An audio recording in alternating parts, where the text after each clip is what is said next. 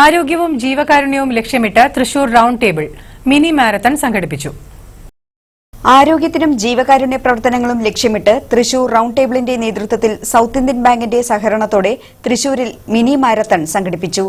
നഗരത്തിന്റെ പ്രധാന റോഡുകളിലൂടെ 5 കിലോമീറ്റർ 10 കിലോമീറ്റർ ദൈർഘ്യമുള്ള 2 മത്സരങ്ങളാണ് മാരത്തണിൽ ഉൾപ്പെടുത്തിയിരുന്നത്.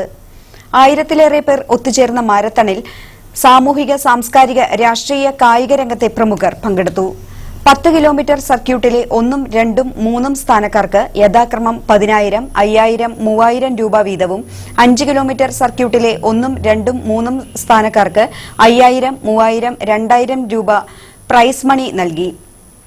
2 വിഭാഗങ്ങളിലും 1, 2, 3 തുടങ്ങിയ സ്ഥാനക്കാർക്കുള്ള പ്രൈസ് മണി സ്ത്രീകൾക്കും പുരുഷന്മാർക്കും പ്രത്യേകം നൽകി. കുടുംബത്തിലെ എല്ലാ അംഗങ്ങളുടെയും കായികക്ഷമത ഉയർത്തുക എന്നതാണ് പദ്ധതിയുടെ പ്രധാന ലക്ഷ്യം.